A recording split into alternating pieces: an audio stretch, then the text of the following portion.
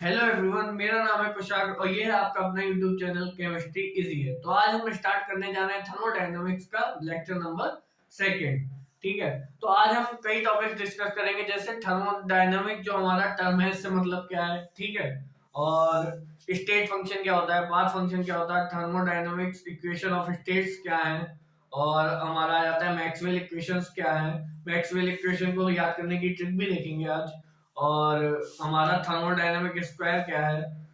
यही सब टॉपिक हम आज के लेक्चर में डिस्कस करेंगे। पिछले लेक्चर में हमने देखा था यूलर्स रेसिप्रोसिटी रूल क्या होता है और एग्जैक्ट डिफरेंशियल क्या होता है। ठीक है, तो चलिए आज का हम लेक्चर शुरू करते हैं। Thermodynamics, thermo plus dynamics. Thermo का मतलब हीटिंग और डायनामिक्स का मतलब मूवमेंट। ठीक, तो हीटिंग मतलब कि जो हमारी हीट होती है उसकी डायरेक्शन क्या है, मतलब मूवमेंट किस तरीके की मूवमेंट हो रही है, हम इसी बारे में इस पूरे चैप्टर में पढ़ेंगे। ठीक, अच्छा, जो हमारा थर्मोडायनामिक्स होता है इसको हम समझने के लिए रियल लाइफ एग्जांपल्स को उठा लेते हैं, जिससे हमें जल्दी समझ में आता है। हम इसको थर्मोडायनामिक्स को अपनी रियल लाइफ एग्जांपल से रिलेट करके अच्छे से समझ सकते हैं। ठीक है, तो थर्मोडायनामिक्स टर्म तो आपको समझ में आ गया। इसके बाद देखते हैं हम एक्सोथर्मिक एंड एंडोथर्मिक रिएक्शन क्या होती है। तो उसके लिए आपने एक बहुत पहले से पढ़ते आ रहे होंगे हैबर प्रोसेस। तो हैबर प्रोसेस में क्या होता है कि N2 प्लस 3H2 और बराबर में 2NH3। यहाँ पे क्या है, एक सिग्मा प्लस 2 पाई। यहाँ पे क्या है, एक सिग्मा और 3 एच है, तो इसका मतलब 3 सिग्मा। और यहाँ पे क्या हो जाएगा हमारा NH3, मतलब 3 दूनी 6, यानी 6 सिग्मा है यहाँ पे हमारे पास। ठीक, तो यहाँ पे आपके पास ओवरऑल क्या होगा, 4 सिग्मा प्लस 2 पाई, और यहाँ पे आपके पास क्या होगा 6 सिग्मा। तो हम इसको कंपेयर करते हैं। तो हमारा जो 4 सिग्मा था, 4 सिग्मा से आप 4 सिग्मा हटा दीजिए, तो क्या बचा इधर 2 पाई, और इधर क्या बचा हमारे पास 2 सिग्मा। तो ज्यादा स्टेबल कौन सा बॉन्ड होता है, सिग्मा बॉन्ड जो होता है हमारा मोर स्टेबल होता है एज कंपेयर टू पाई। ठीक है, सिग्मा बॉन्ड हमारा मोर स्टेबल है। इसका मतलब क्या हो रहा है कि जब हम ये रिएक्शन करा रहे हैं तो हमारा जो प्रोडक्ट है वो ज्यादा स्टेबल मिल रहा है। इसका मतलब क्या हुआ कि इधर हीट ज्यादा थी, और जब हमने रिएक्शन कराई तो हीट यहाँ पे रिलीज हो रही है। हीट रिलीज हो रही है तभी तो ये चीज, जो चीज ज्यादा स्टेबल है, ठीक है, उसका मतलब क्या है, उसमें एनर्जी कम है। इसको आप इस तरीके से समझ सकते हैं, जैसे आप सुबह को रेस पे जाते हैं, ठीक है, और उसके बाद आप थक गए, तो उसके बाद आप आराम से आके घर पे बैठ जाते हैं या लेट जाते हैं। तो इसका मतलब क्या है कि आप स्टेबल हो गए। स्टेबल कैसे हो गए, क्योंकि आपकी एनर्जी जो है वो कंज्यूम हो चुकी है, आपकी एनर्जी कम है, इसीलिए तो आप स्टेबल हो गए। ठीक है, जब आप भागने जा रहे थे तो आपकी एनर्जी बहुत थी, इसीलिए आप भाग पाए। ठीक है, तो आपको स्टेबिलिटी के बारे में समझ में आ गया होगा। तो यहाँ पे क्या हुआ, हीट जो है हमारी रिलीज हुई है। ठीक है, इधर साइड में एनर्जी जाके कम हो गई है। तो ये हमारी जो रिएक्शन होती है ये होती है एक्सोथर्मिक रिएक्शन, क्योंकि हमारी जो एनर्जी थी वो कम हो रही है। ठीक है, तो एक्सोथर्मिक रिएक्शन आपको समझ में आ गया होगा, जिसमें हीट रिलीज होती है, वो हमारी रिएक्शन एक्सोथर्मिक रिएक्शन कहलाती है। ठीक है, अब हम देखते हैं कि एंडोथर्मिक रिएक्शन क्या होता है।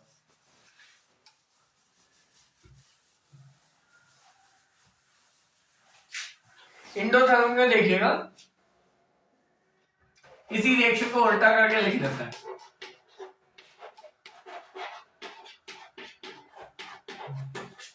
यहाँ पे क्या हो जाएगा 6 सिग्मा, यहाँ पे क्या हो जाएगा 4 सिग्मा प्लस 2 पाई। अब क्या हो रहा है, इधर एनर्जी ज्यादा है, इधर एनर्जी कम है। इसका मतलब क्या हुआ, ये हमारा स्टेबल है और ये हमारा उतना स्टेबल नहीं है। तो हमें इस रिएक्टेंट से इस प्रोडक्ट को बनाने के लिए इसमें एनर्जी देनी पड़ेगी, तभी तो ये रिएक्शन हम करा पाएंगे, वरना रिएक्शन पॉसिबल ही नहीं है। ठीक है, जब अगर हमारे अंदर एनर्जी नहीं होगी तो हम दौड़ेंगे कैसे। ठीक, तो ये स्टेबल है, इसे हमने एनर्जी दी तभी ये रिएक्शन पॉसिबल हो पाई, वरना ये रिएक्शन हो ही नहीं पाती। ठीक, तो ये हमारी स्टेबल है। तो इसमें हमें क्या करना पड़ रहा है, एनर्जी देनी पड़ रही है। तो इस टाइप की रिएक्शन जिसमें एनर्जी देनी पड़ रही है उन्हें हम कहते हैं इंडोथर्मिक रिएक्शन। ठीक है, इंडोथर्मिक रिएक्शन। इसको चाहे तो आप एग्जांपल के लिए नोट कर सकते हैं, वरना ऐसे ही समझ सकते हैं सिर्फ। ठीक है, हम अपने नेक्स्ट टॉपिक पे आते हैं।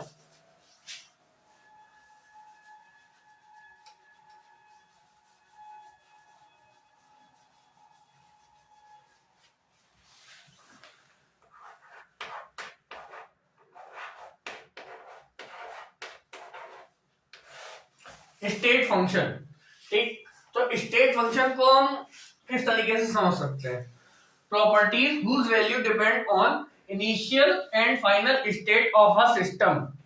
ठीक है, इसका मतलब क्या हुआ कि ऐसी प्रॉपर्टीज जिसकी value initial and final state सिर्फ उन्हीं पे डिपेंड करती है और दुनिया की किसी भी चीज पे डिपेंड नहीं करती है। ठीक, और स्टेट फंक्शन जो होते हैं हमारे ये एग्जैक्ट डिफरेंशियल होते हैं। इसका मतलब आपको आगे जब आप चैप्टर पढ़ेंगे तो समझ में आ जाएगा अच्छे से।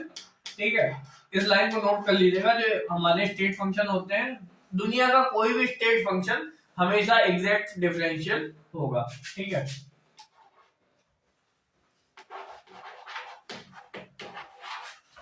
एग्जैक्ट डिफरेंशियल हो गया। इसके बाद हम क्या लिखेंगे, जो स्टेट फंक्शन होते हैं इनका साइक्लिक इंटीग्रल। ठीक, ये जीरो होता है। ठीक है, इसको लिख लीजिएगा साइक्लिक इंटीग्रल। इंटीग्रेशन का साइन बना दीजिएगा और यहाँ पे सर्किल कर दीजिएगा। ये हमारा होता है साइक्लिक इंटीग्रल। ठीक, इसको हम डिटेल में आगे समझ जाएंगे, तो इसलिए आपको टेंशन लेने की बात नहीं है, अभी इसको बस लिख लीजिए साइक्लिक इंटीग्रल। अच्छा, साइक्लिक इंटीग्रल जीरो हो गया, किस तरीके से जीरो हुआ है आइए देखते हैं।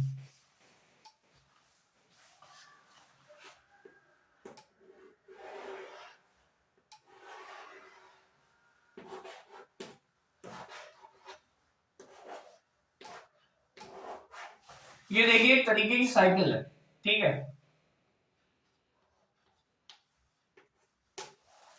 तो इसके लिए हम क्या करेंगे, लिमिट लगाएंगे।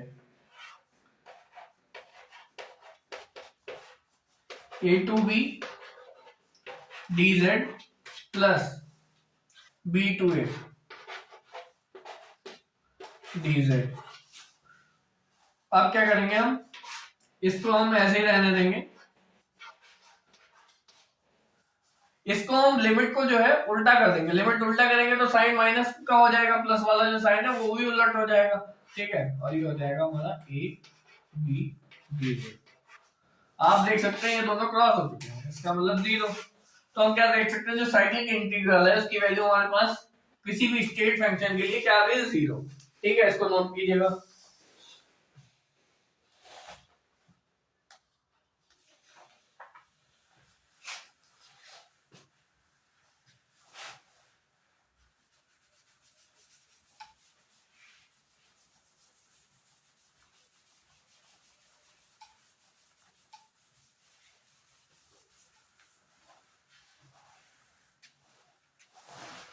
एक और लाइन लिख लीजिएगा इसमें, all thermodynamic variables are state function.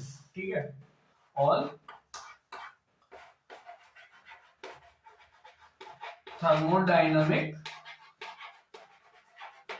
Variables,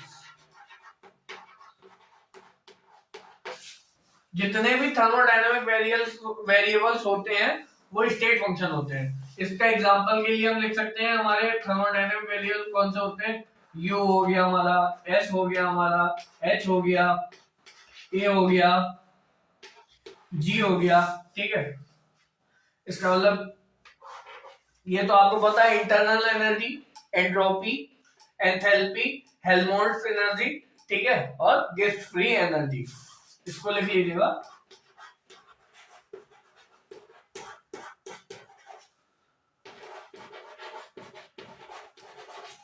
Helmholtz energy. ठीक, इस एग्जांपल को आप याद करने की ट्रिक है हल्की सी। ये देखिए क्या बन रहा है, ऊषा और जी। उषा जी, इस नाम को आप याद रखेंगे तो आपको थर्मोडायनेमिक वेरिएबल्स याद रहेंगे। ठीक है, इसको नोट कीजिएगा।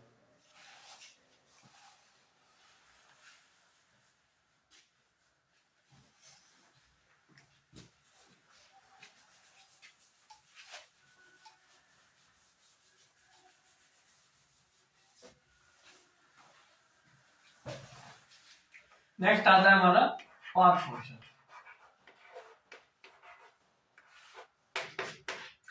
इसकी डेफिनेशन लिखिएगा, whose value depend upon the path taken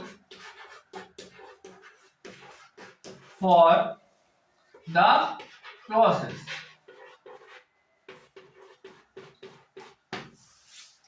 जो हमारे पाथ फंक्शन होते हैं इन्हें इनिशियल एंड फाइनल स्टेट से कोई मतलब नहीं होता। ये जो हमारा पाथ लिया गया था, जैसे ये वाला जो है ये हमने अभी बनाया था, तो ये जो हमारा पाथ है ये, इन्हें इससे मतलब है। ठीक है, इससे मतलब है ना सिर्फ। तो ये हमारे पाथ फंक्शन होते हैं कि प्रोसेस के लिए कौन सा पाथ हमने लिया है, ये उसी पे डिपेंड करेंगे जो हमारे पाथ फंक्शन होंगे। पाथ फंक्शन का एग्जांपल क्या होता है? पाथ फंक्शन हो जाएगा हमारा work, heat, CP, CV. CP CV मैंने आपको नहीं पढ़ाया, मतलब ये होता है आपका molar heat capacity at constant pressure. CV होता है molar heat capacity at constant volume. ठीक है, ये हो गया वर्क, ये हो गया हीट। इसको नोट कीजिएगा।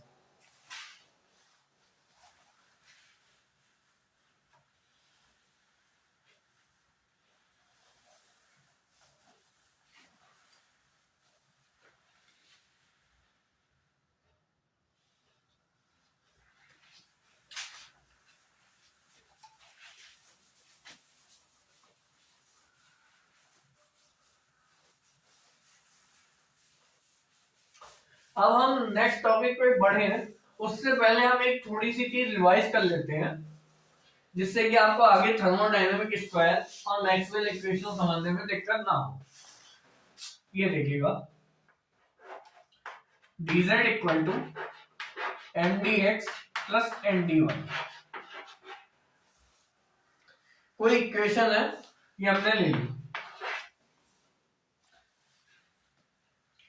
अगर ये इक्वेशन एग्जैक्ट डिफरेंशियल होगी, अगर हमारा dz एग्जैक्ट डिफरेंशियल होगा तो ये यूलर्स रेसिप्रोसिटी रूल को फॉलो करेगा। उसके अकॉर्डिंग क्या होता है, उसको हम इस तरीके से लिखेंगे, del M over del Y at constant X equal to del M over del X at constant Y. देखिए, इसको अच्छे से समझिएगा थोड़ा। इसको लिखने का तरीका क्या है, सब जब हमें यूलर्स रेसिप्रोसिटी रूल के टर्म में हमें लिखना हो तो हम क्या करेंगे, mdx प्लस mdy, यहाँ पे कुछ भी हो सकता है। तो जो जिसके साथ में d नहीं लगा है, ठीक, डेल हम उसके साथ में डेल लगाएंगे, अपॉन में ब्रैकेट हम पहले बना लेंगे, और जो यहाँ पे वेरी कर रहा है, यहाँ पे देखिए x जो है हमारा चेंज कर रहा है, x चेंज कर रहा है तो हम यहाँ पे x कांस्टेंट ले लेंगे तुरंत। ठीक है, x कांस्टेंट ले लिया, जो हमारा प्लस में होगा टर्म, उसमें जो वेरिएबल टर्म होगा हम यहाँ पे उसे उस फर्स्ट वाली टर्म के नीचे लिख देंगे। ठीक है, उम्मीद करता हूं समझ पा रहे होंगे। जो सेकंड में वेरिएबल है वो फर्स्ट में वेरिएबल होगा, ठीक, और जो सेकंड फर्स्ट में वेरिएबल है वो सेकंड में वेरिएबल होगा, और जो फर्स्ट में वेरिएबल है वो फर्स्ट में कांस्टेंट होगा, और जो सेकंड में वेरिएबल है वो सेकंड में कांस्टेंट होगा। ठीक है, अभी मैं और आपको कराऊंगा तो आपको अच्छे से समझ में आ जाएगा। उम्मीद करता हूं कि समझ में आ गया होगा वैसे। ठीक, यहाँ पे देखिए dx था, तो dx में सबसे पहले हमने आंखें बंद की और x को कांस्टेंट रख दिया। यहाँ पे dy था तो हमने y को कांस्टेंट रख दिया।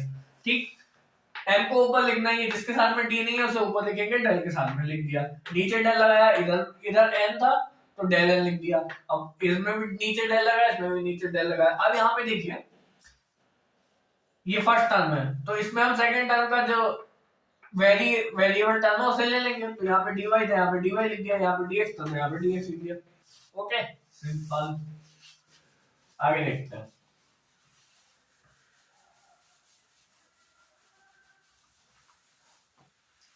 अब हम देखने जा रहे हैं मैक्सवेल इक्वेशंस।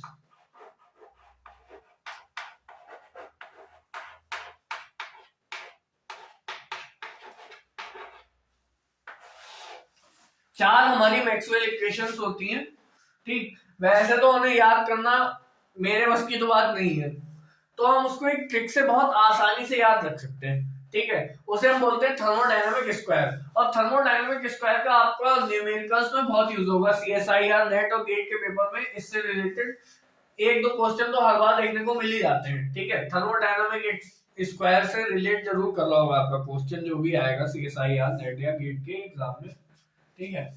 तो चलिए देखते हैं।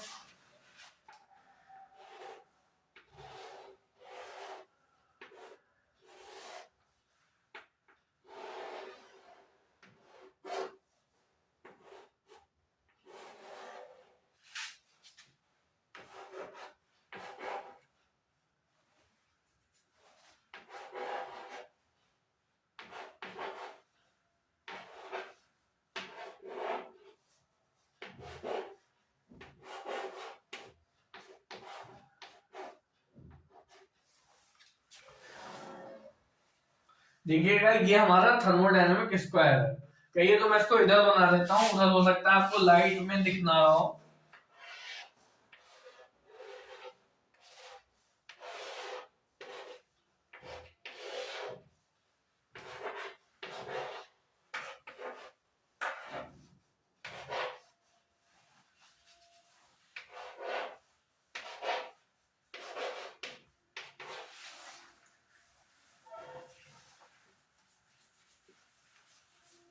आप समझते हैं मैंने क्या बनाया है। इसके अकॉर्डिंग हम अपनी इक्वेशंस लिखेंगे, ठीक है। सबसे पहले हम क्या करेंगे, जो हमारा बीच वाला टर्म है, हमारे इक्वेशन इन्हीं से स्टार्ट हो गया मेरा, जो इस थर्मोडायनामिक स्क्वायर में बीच में दिया है। यहाँ पे जैसे जी दिया है, यहाँ पे एच है, यहाँ पे यू है, यहाँ पे ए है, ठीक। तो हम जी से शुरू करते हैं। जी के आगे डेल लगाएंगे, डेल जी इक्वल टू, अब जी के जो ऊपर है उसे हम पहले लिखेंगे, ठीक। और जी के जो नीचे है उसे हम बाद में लिख देंगे। लिख दिया। अब जो ऊपर वाला टर्म था उससे हम ये देखेंगे, ये वाला जो हमारा एरो का साइन है ये किधर गया हुआ है, पी वाला साइन, पी से जो है हमारा साइन बी पे गया हुआ है, और वी की तरफ एरो बना हुआ है, मतलब एरो का जो हेड है वो वी की तरफ है। हेड का मतलब क्या है, अगर किसी भी टर्म की तरफ हेड है इसका मतलब उसका साइन जो है वो पॉजिटिव है, तो वी का साइन यहाँ पे क्या हो जाएगा, पॉजिटिव। तो इसको हमने ऐसे लिख दिया। अब टी में देखिएगा, टी जो है हमारा, टी से देखिए कहां पे गया, एस पे गया है, एस पे गया, बट एस पे जो है हमारा हेड नहीं है, टेल है। तो टेल का मतलब क्या हुआ, इसका साइन जो है माइनस हो जाएगा, ठीक। ये हमारी फर्स्ट थर्मोडायनामिक मतलब फर्स्ट मैक्सवेल इक्वेशन हमारी होगी। नेक्स्ट इक्वेशन देखते हैं, डेल एच। डेल एच में क्या लिखेंगे, देखिएगा एस पी, तो एस को लिख दीजिए पहले डीएस, और पी को लिख दीजिए यहाँ पे डीपी, ठीक है। व्हाट्सएप वाली डीपी नहीं है। अब क्या करना है, टी, देखिए यहां से एस से हमारा एरो गया है टी पे, टी की तरफ हेड है, इसका मतलब इसका साइन पॉजिटिव। पी से देखिएगा, पी से हमारा वी पे गया है, वी पे हमारा जो है एरो का हेड है, इसका मतलब इसका भी साइन पॉजिटिव रहेगा। ये हमारी सेकंड मैक्सवेल इक्वेशन होगी। नेक्स्ट देखते हैं यू वाली। ठीक, ये यू लिखा हुआ है, ठीक है। यू के इसमें क्या आएगा, एस बी, तो सबसे पहले लिखिए डी एस और डी वी। एस जो है हमारा टी पे गया है और टी की तरफ एरो है, ठीक, हेड है, तो इसका मतलब ये भी हो जाएगा प्लस। वी में देखिएगा, वी के पी पे गया हुआ है और पी की तरफ टेल है, इसका मतलब इसका साइन माइनस हो जाएगा। इसके बाद हमारा आ जाता है डी ए। डी ए में क्या लिखेंगे हम, पहले लिखिए डीवी डी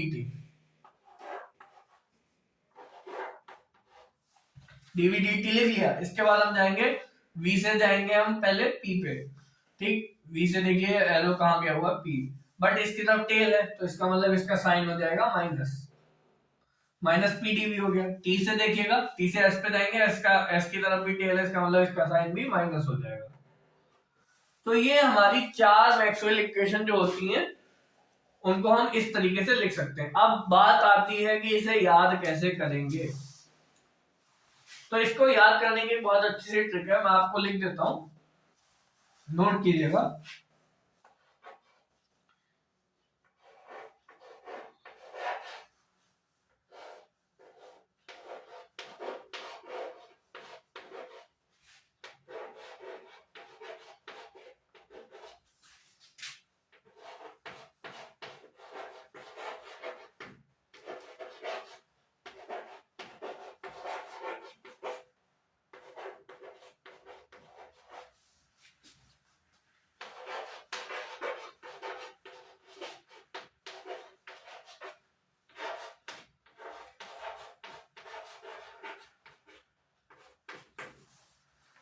देखिएगा,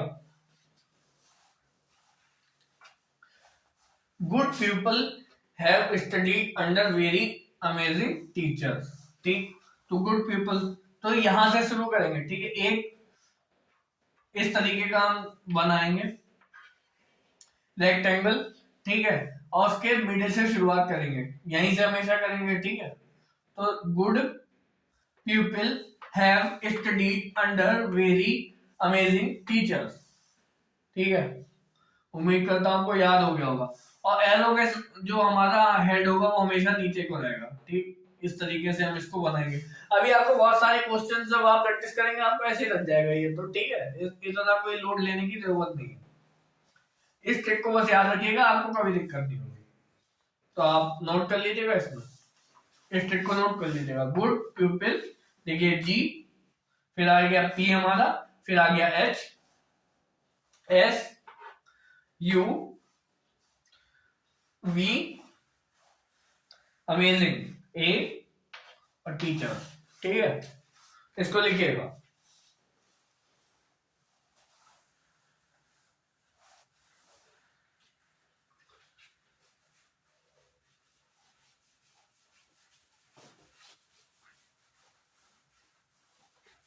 अभी हमने एक लाइन लिखी थी स्टेट फंक्शन में, all thermodynamic variables are state function और all state functions are exact differential. तो अब उसको हम लिखेंगे कैसे कि एग्जैक्ट डिफरेंशियल है, तो हम इक्वेशन क्या लिख सकते हैं। तो आइए अब हम उसको डिराइव करते हैं। फर्स्ट इक्वेशन उठाइए डेल जी वाली, ठीक है। तो अभी जो हमने M D X plus N D Y करके जो इक्वेशन लिखी थी उसी तरीके से हम इसको लिखेंगे, थोड़ा ध्यान से देखिएगा। तो सबसे पहले देखिए जो v है हमारा M D X plus N D Y, उसी से कंपेयर कर दीजिएगा। तो v, तो सबसे पहले तो हमने यहाँ पे कुछ नहीं लिखा, इसे थोड़ा सा अच्छे से लगाता हूँ।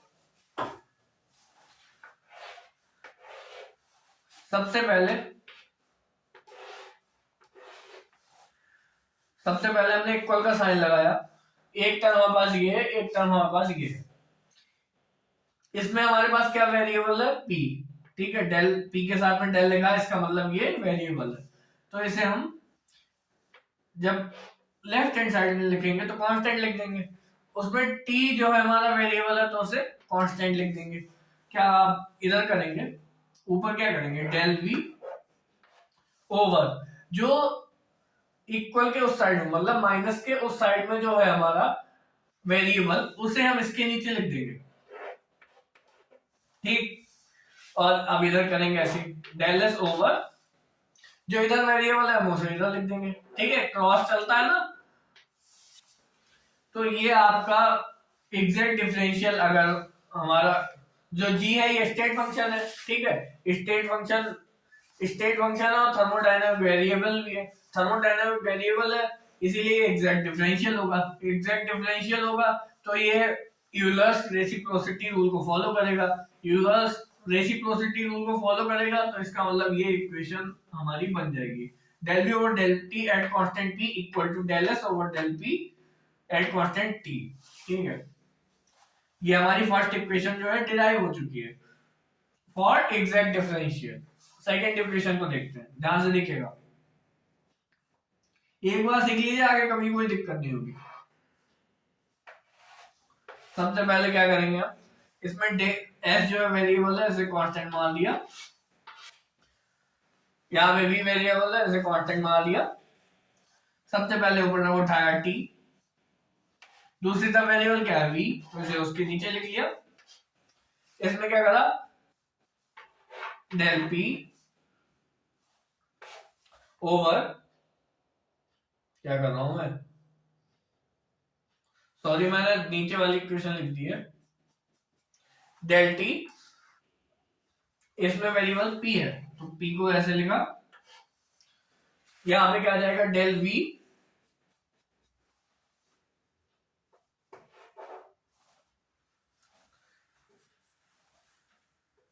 एस पी,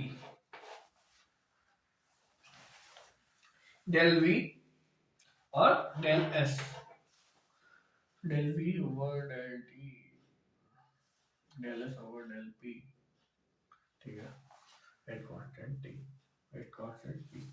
और यहाँ पे आप देखिएगा यहाँ पे माइनस साइन भी है तो इस माइनस साइन को भी यहाँ पे लगाएंगे, इसे छोड़ेंगे नहीं, ठीक है, यहाँ पे दोनों प्लस थे तो कोई दिक्कत ही नहीं है। ये हमारी दो इक्वेशन डिराइव हो चुकी है एग्जैक्ट डिफरेंशियल के लिए, इनको नोट कीजिएगा, तभी हम नेक्स्ट इक्वेशन की तरफ मूव ऑन करते हैं।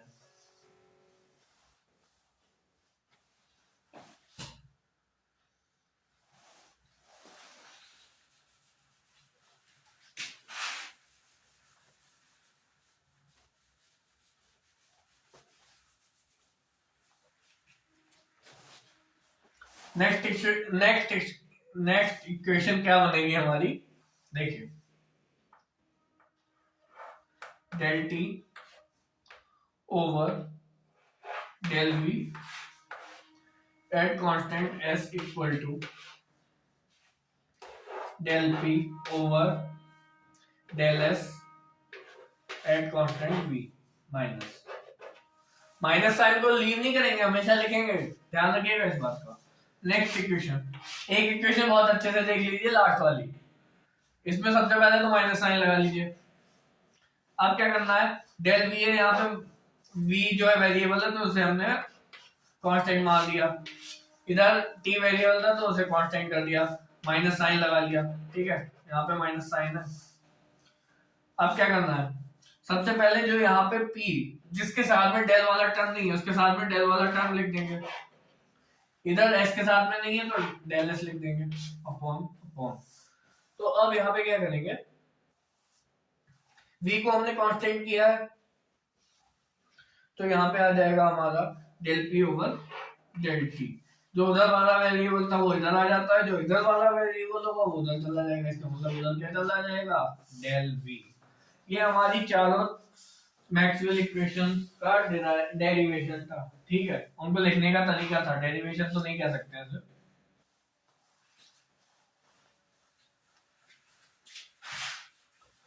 चलिए मैक्सवेल इक्वेशन भी हो गया आपका।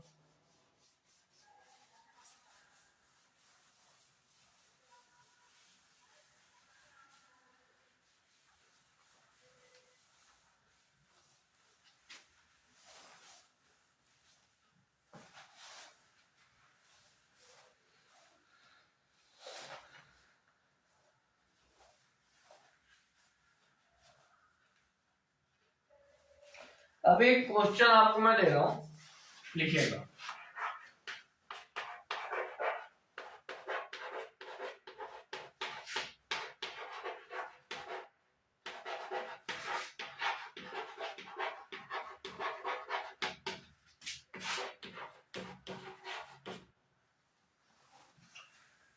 The correct thermodynamic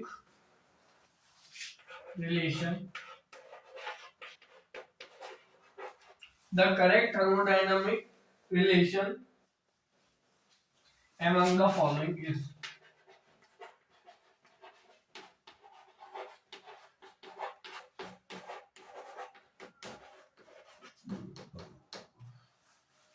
option A, option A में लिखिएगा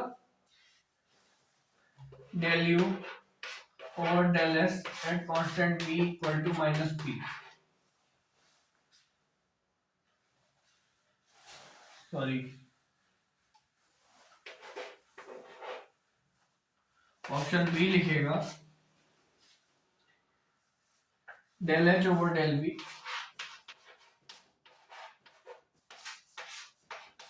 del H over del V at constant S equal to minus P. Next option लिखिएगा del G over del we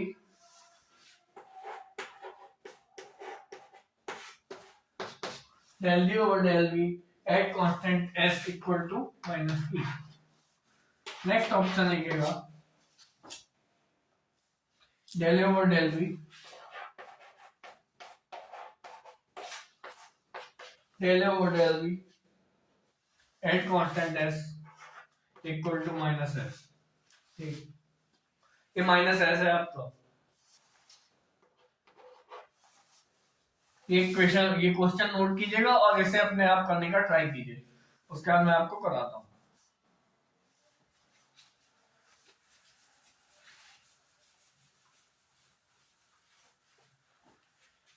मैं यहां से दो ऑप्शन हटा दे रहा हूं स्पेस की शॉर्टेज की वजह से। तो इसके लिए क्या करेंगे, अभी आपने क्या पढ़ा है मैक्सवेल इक्वेशन, इसके अलावा तो आपके पास कोई ऑप्शन है नहीं, ना आपको इसके अलावा कुछ पता है, ठीक है, ना आपको पता है ना हमें पता है। तो आइए देखते हैं। तो क्या करेंगे, सबसे पहले उठा के थर्मोडायनामिक स्क्वायर बना दीजिए। Good people have studied under very amazing teacher. तो अब क्या करेंगे, यहाँ पे सबसे पहला ऑप्शन है हमारा डेल यू वाला, तो हम सबसे पहले यू वाले के लिए लिख लेते हैं। क्या दी equation, del U equal to T D S या T del S minus P D V. अब क्या निकालना है हमें, डेल यू ऑप्शन के according del U over del V at constant S, मतलब हमें एस को कांस्टेंट करना है। तो एस को कांस्टेंट करना है, del U over del V at constant S. तो जब एस को हम कांस्टेंट कर देंगे तो डेल एस जो हमारा जीरो हो जाएगा, तो पहली टर्म हो गई zero, minus del V, del U over del V, इसका मतलब यहाँ पे आ जाएगा माइनस पी। ठीक है, क्योंकि V del U over del V है तो del V over del V क्या हो जाएगा, वन हो जाएगा। ठीक, तो ये हमारा हो जाएगा माइनस पी। तो ये हो जाएगा हमारा del U over del V at constant S equal to minus P. मुझे लगता है पहला ही ऑप्शन ठीक है जी, हाँ, तो पहला ही ऑप्शन आपका एक करेक्ट हो जाएगा। इसी तरीके से आप आगे वाले ऑप्शन भी अपने आप चेक करके देख लीजिएगा, सारे गलत ही मिलेंगे बट फिर भी प्रैक्टिस के लिए चेक कर लीजिएगा। चलिए अब इसको नोट कीजिए और नेक्स्ट टॉपिक पे हम बढ़ते हैं।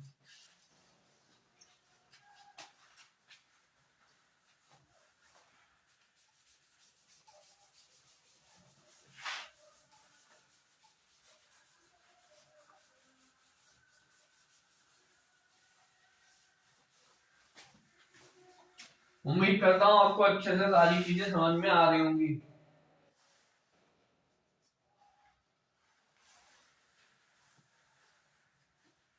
अब थर्मोडायनामिक्स में कुछ हमारे पास प्रोसेसेस होते हैं, उनमें से जो इंपॉर्टेंट प्रोसेसेस है उनको हम आज डिस्कस करेंगे। सबसे पहले होता है हमारा iso thermal process.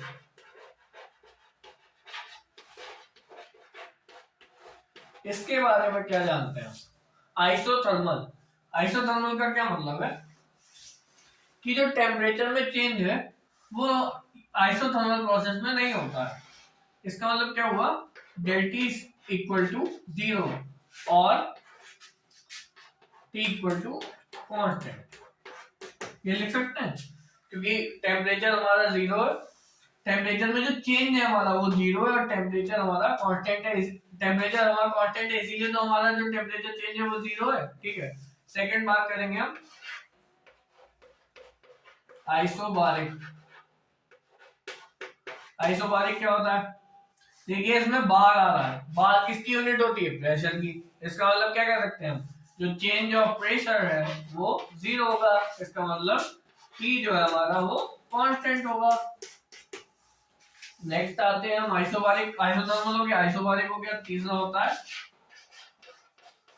Isochoric process. Isochoric process में क्या होता है, अब इसमें तो कोई पहचान बता नहीं सकता, but del V equal to 0 होता है। T की बात हो गई, P हो गई, तो हमारे पास V तो बचता है, तो जो चेंज इन वॉल्यूम है वो 0 होगा।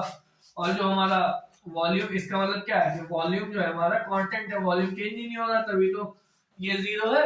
ठीक है, 3 प्रोसेस हो गए। एक प्रोसेस और होता है, आप लोग वैसे समझ गए होंगे कि एक प्रोसेस हमारे पास कौन सा बचा हुआ रह गया है।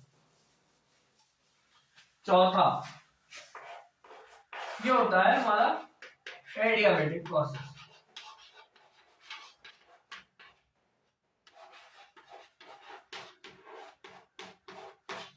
When we talk about this process, इसमें क्या होता है हमारा हीट ट्रांसफर।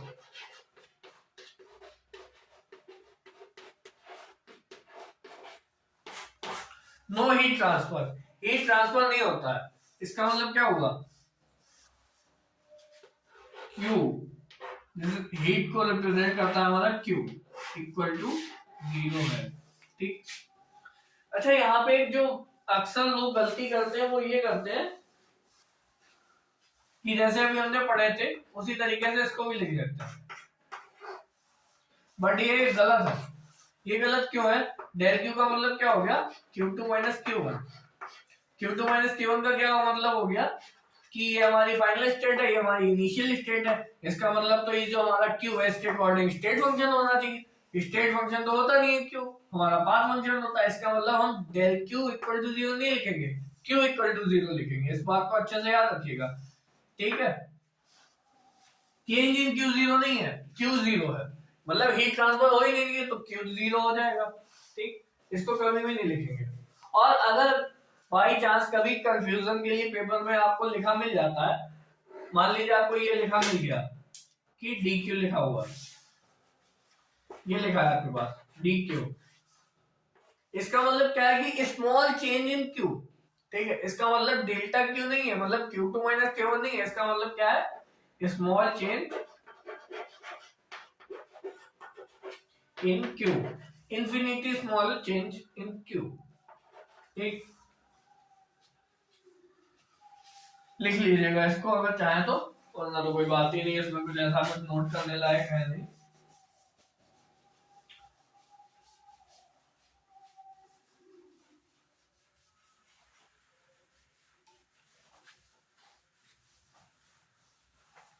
अरे दो इक्वेशन उनकी बात भी कर ही लेते हैं। फर्स्ट थर्मोडायनामिक, इसका यूज आपको बहुत होने वाला है तो इसको तो आपको याद करना ही पड़ेगा। इक्वेशन ऑफ स्टेट,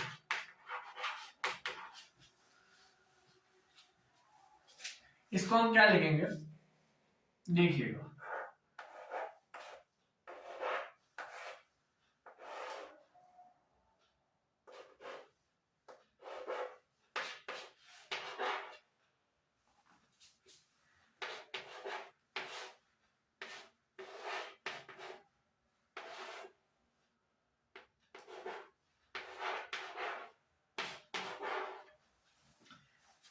ऐसे ही होते हैं हमारे पास second thermodynamic equation of state. Second thermodynamic equation of state यहाँ पे आप लिख लीजिएगा, ये क्या होती है हमारे पास डेल एच और del P at constant T equal to T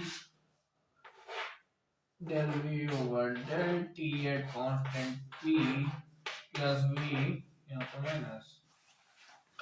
अब इन इक्वेशन को बात आती है, ये हमारी first thermodynamic equation of state है, हमारी second thermodynamic equation of state है। इसको याद कैसे रखेंगे हम? तो इसको मतलब ऐसे कोई स्पेसिफिक मेथड तो नहीं है याद करने का, बट मैं इस तरीके से याद रखता हूँ कि देखिए जहां भी u आएगा, u हमेशा v के साथ में चेंज होगा और h हमेशा p के साथ में चेंज होगा। इसको आप याद इस तरीके से रख सकते हैं कि h हमारा क्या होता है एंथैल्पी, और एंथैल्पी की जो स्पेलिंग है इसमें क्या होगा हमारा p क्या है हमारा प्रेशर। तो इससे आप एंथैल्पी की स्पेलिंग से हमेशा याद रखिएगा कि एंथैल्पी वेरी कर रहा है, इसका मतलब प्रेशर वेरी कर रहा है, हमेशा सिंपल से याद रखिएगा इसको, ठीक है। चलिए देखते हैं आगे कैसे याद रखेंगे सर आगे की चीज। अब क्या है, देखिए यू के साथ हमेशा वॉल्यूम जो है वेरी करेगा, तो ये तो हमारा हो गया del U over del V at constant T. अच्छा कभी कभी क्या हो जाता है, हम लिख देते हैं del U over del T at constant V. ये यहाँ पे इसलिए नहीं लिख सकते क्योंकि del U over del T at constant V क्या हो जाएगा सीवी। आपको आगे पढ़ने को मिलेगा अगर कांस्टेंट वी है इसका मतलब वहां पे तो सीवी हो जाएगा, सीवी हो जाएगा तो ये इक्वेशन तो अलग हो जाएगी क्योंकि यहाँ पे सीवी का तो कोई मतलब ही नहीं है, ठीक है। तो यहाँ पे याद रखिएगा कि अगर u वेरी कर रहा है तो उसके साथ में v भी वेरी करेगा, ठीक। अब देखिएगा नेक्स्ट आप इक्वल टू लगाएंगे, t लिखेंगे, ब्रैकेट लगाएंगे, t है, हमें टेम्परेचर को कैंसिल करना है। देखिए टेम्परेचर हमें नहीं चाहिए क्योंकि टेम्परेचर हमारा कांस्टेंट है, हमें नहीं चाहिए, तो हमें अपॉन में हम डेल टी लिख देंगे। देखिए t से t कैंसिल हो जाएगा, मतलब t से t की यूनिट कैंसिल हो जाएगी, ठीक है। तो हमारा t जो है गायब हो चुका है, इसको हमने इस तरीके से लिख दिया, ब्रैकेट लगाया। अब देखिएगा यहाँ पे t कांस्टेंट था तो t को अंदर ले जाएंगे और v को बाहर कर देंगे। देखिए ये जो है ये क्रॉस चेंज होगा और यही क्रॉस चेंज यहाँ भी होगा। यहाँ पे देखिएगा pt, यहाँ पे देखिए tp, यहाँ पे देखिए vt, यहाँ पे देखिए tv, ठीक है। तो t del p over del t at constant v minus p। अब देखिए t की बात हो गई, v की बात हो गई, तो हमारे पास एक ही चीज बच जाती है, वो है हमारा प्रेशर। तो हम यहाँ पे प्रेशर लिख देंगे ऊपर और माइनस में भी प्रेशर लिख देंगे। यहाँ पे क्या है, यहाँ पे हमारी प्रेशर की बात हो गई, टेम्परेचर की बात हो गई, यहाँ पे क्या बचता है वॉल्यूम, तो यहाँ पे हम वॉल्यूम लिख देंगे और यहाँ पे आगे भी वॉल्यूम लिख देंगे। अच्छा बस यहाँ पे साइन का याद रखिएगा, जो first thermodynamic equation of state होती है यहाँ पे जो पहला साइन है वो पॉजिटिव आता है फिर नेगेटिव आता है, और यहाँ पे पहला साइन ही नेगेटिव आता है और सेकंड साइन जो है हमारा पॉजिटिव आता है, ठीक है। इसको नोट कीजिएगा। इसके बाद हम लेक्चर को ओवर करते हैं, आगे के टॉपिक्स जो हमारे रह गए वो हम नेक्स्ट लेक्चर में डिस्कस करेंगे, ठीक है। तो यहाँ पे आपका लेक्चर नंबर 2 जो है वो खत्म होता है, इसको आप नोट कर लीजिएगा।